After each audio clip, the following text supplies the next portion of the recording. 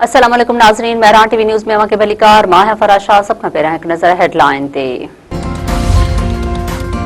America जे Iran जे फौजी ठिकाननि ते हमला, जवाब में ईरान पारां अमेरिका जे फिज़ाई अॾे खे निशानो बणाइण जी दावा। अमरीकी सेंट्रल कमांड चयो आहे त ईरान जे शहर गोरख ऐं कशम बेट में ईरानी रेडार ऐं ड्रोन ठिकाननि ते हमला कया विया। कार्रवायूं ईरान जे जारहाणियुनि सरगर्मियुनि जे जवाब में कयूं वयूं। पाकिस्तान ने इनकलाब चयो आहे त अमेरिका जे फिज़ाई अॾे खे निशानो बणायो वियो आहे, जंहिं तां ईरान जे हुर्मुज़गान सूबे में सैरिक बेट ऐं मवासिलाती टावर ते हमलो कयो वियो। अमेरिकी सदर डोनाल्ड ट्रम्प चयो आहे त ईरान मुआहिदो करण में संजीदा आहे। तहरान जेको मुआहिदो करणु चाहे थो उहो हिकु सुठो मुआहिदो साबित थींदो। असांजी डील में वाज़िह आहे त ईरान वटि एटमी हथियार न हूंदा। समाजी राब्तनि वारी वेबसाइट ते जारी कयल पंहिंजे पैगाम में ट्रम्प वधीक चयो आहे त ईरान सां मुआहिदो न रुगो अमेरिका पर उन्हनि सभिनी मुल्कनि ऐं धुरियुनि जे बेमफ़ाद में हूंदो जेके अमेरिका जा इत्तेहादी आहिनि। कुझु डेमोक्रेट्स ऐं ॿिया सियासी मुखालिफ़ बिना कंहिं सबब जे संदसि पॉलिसियुनि ते तनक़ीद करे रहिया आहिनि। सियासी मुखालिफ़नि खे पुरसुकून रहणु घुरिजे ऐं एतमिनान रखणु घुरिजे। ईरान जे पॾे वज़ीर अब्बास अराग़ची चयो आहे त अमेरिका सां पैगामनि जी ॾे वठि जारी आहे। सिधी रीति ॻाल्हियूं न पयूं थियनि, वाज़िह नतीजे ताईं राय नथी ॾेई सघिजे। अफ़वाहुनि खे अहमियत न ॾियणु घुरिजे। ईरानी पॾेही वज़ीर वधीक चयो आहे त अमेरिका सां ॻाल्हियुनि जे हवाले सां ईरान जो माज़ीअ जो तजुर्बो ख़ुशगवार नाहे रहियो। हिकु मरहले ते मुआहिदो तइ थियण बाद अमेरिका उन मां अलॻि थी वियो। ईरान चयो आहे त लबनान में अमरीकी इसराइली क़दम सिफ़ारती अमल में देर जो सबबु आहिनि। लबनान में जंगबंदी अमेरिका सां जंग जे ख़ात्मे जे कंहिं मुआहिदे जो लाज़मी हिसो आहे। ईरान जे पॾेही तर्जुमान इस्माइल बकाई तहरान में प्रेस कॉन्फ्रेंस कंदे चयो आहे त ईरान जे दिफ़ा जे हक़ ख़िलाफ़ यूरोपी बयान मुनाफ़िक़ाणो ऐं गैर ज़िम्मेवाराणो आहे। ईरान जे पॾेही वज़ीर अब्बास अराग़ची चयो आहे त अमेरिका सां पैगामनि जी ॾे वठि जारी आहे। सिधी रीति ॻाल्हियूं न पयूं थियनि, वाज़िह नतीजे ताईं राय नथी ॾेई सघिजे। अफ़वाहुनि खे अहमियत न ॾियणु घुरिजे।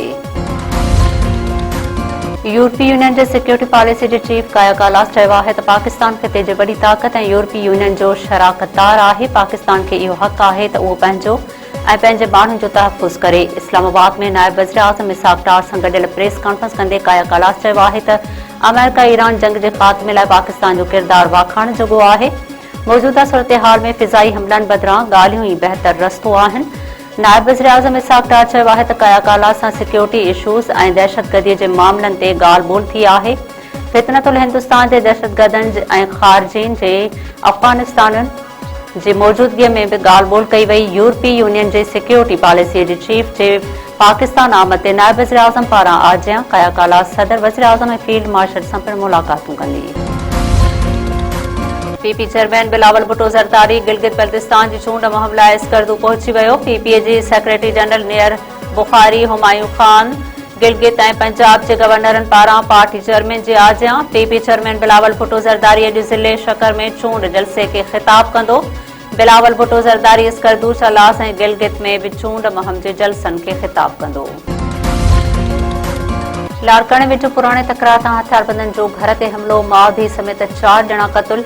सिंधु ग्रीन कॉलोनी में जवाबदार बंद अली मुखैरी जे घर में दाख़िल थी हथियारनि जा मुंहं खोले छॾिया। फायरिंग में 55 वरनि जी मसमात ज़रीना, संदसि पुटु 36 वरनि जो ज़मीर मुखैरी, 28 वरनि जो रोशन अली ऐं 26 वरनि जी धीउ साइमा मुखैरी मारिजी विया। गोलियूं लॻण करे घर धणी बंद अली मुखैरी 6 वरनि जी ॾोहिटी समेत सख़्त ज़ख़्मी। लाड़काणे में पसंद जो परणो कंदड़ जोड़ो कार इल्ज़ाम हेठि गोलियूं हणी क़तल। इलाहाबाद थाणे जे हद में जवाबदार पसंद जो परणो कंदड़ धीउ फिरदोस उनड़ ऐं उन जे मुड़ुसु जावेद कोरकाणीअ खे क़तल करे छॾियो। बिठो क़तल करण बाद जवाबदार परियल उनड़ पुलिस वटि पेश। ॾोह जो एतराफ़, मक़तूल जोड़े जा लाश ज़रूरी कार्रवाई बाद वारसनि हवाले। उबावड़ो वेझो जवाबदार गोरहारी ज़ाल खे कार इल्ज़ाम हेठि क़तल करे लाश दरिया में लोड़े छॾियो। कच्चे जे ॻोठ नूर मोहम्मद शर में 19 वरनि जी हमीदा शर बेदर्दी सां क़तल। वाक़े बाद जवाबदार ख़ादिम हुसैन शर फरार। पुलिस पारां लाश जी ॻोल्हा।